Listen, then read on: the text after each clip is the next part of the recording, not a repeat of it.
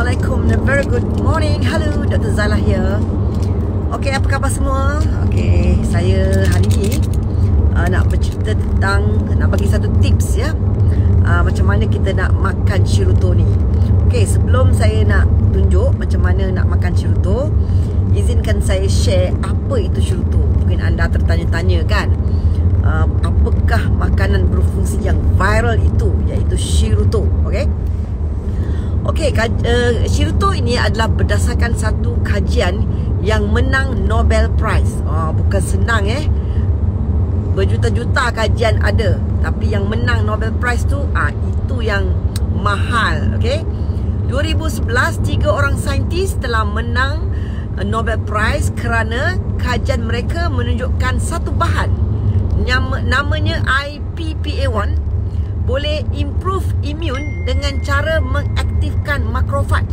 Makrofaj adalah satu sel darah putih yang dalam sistem imun kita lah, yang functionnya ada 4 lah. Selain daripada untuk protect badan kita daripada virus, bakteria kan, patogen dan lain-lain, makrofaj juga berfungsi untuk menyingkirkan sel-sel yang rosak, sel-sel tua, sel-sel abnormal, untuk repair sel, dan most importantly untuk regulate kita punya immune, supaya tidak overreaction ataupun underreaction, mesti balance. Okay, so menariknya seorang saintis di Jepun, Profesor Soma dan juga anak muridnya Inagawa, mereka telah mencipta, menemukan satu bahan makanan lah. Mereka cipta satu bahan makanan iaitu Shirutto yang ada IPPA1 di dalamnya. Jadi bila kita makan Shirutto ni, kita dapatlah manfaat IPPA1 tadi yang boleh improve imun kita dengan cara mengaktifkan makrofaj. Masya Allah.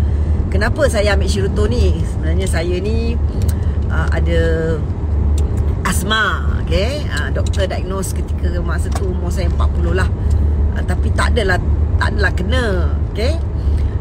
Tiba-tiba towards the end of my kerjaya dulu, nak bencin masa tu, barulah saya kena attack asma for the first time. Barulah saya tahu macam mana. Dulu ada pernah tapi tak teruk. Teruk masa umur dah meningkat.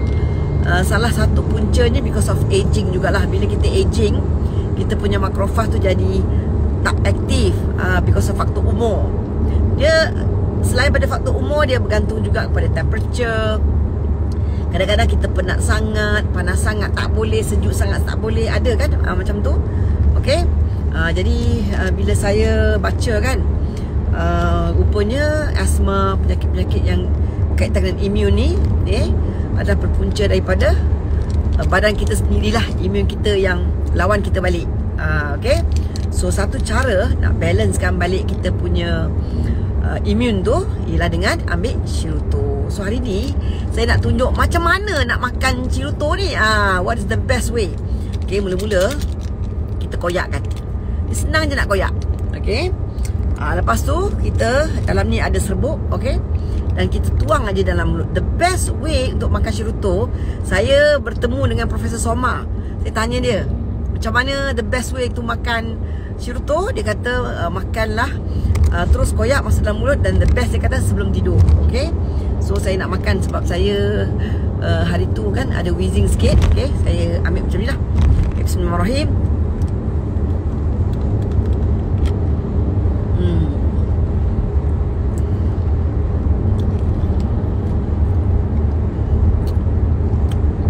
Jadi masam sikit lah. Tips yang saya nak tunjuk, kemudian you all koyak ni. Koyak sampai ke bawah.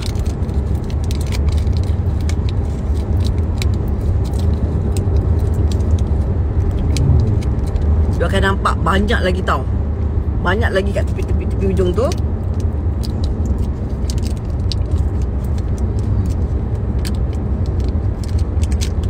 Sebenarnya banyak lagi banyak lagi, you boleh habiskan lah.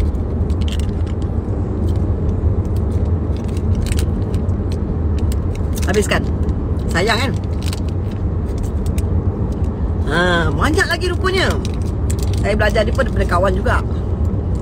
Okay, itu saja tips hari ni. Cara nak makan Shirutto, kena habis-habis semua, buka semua kat tepi-tepi tu. Rupanya banyak terkumpul kat situ. Bahagian tepi tu dia tak tertuang kan. Ambil semua makan. Okay, semoga bermanfaat. Okay, bye.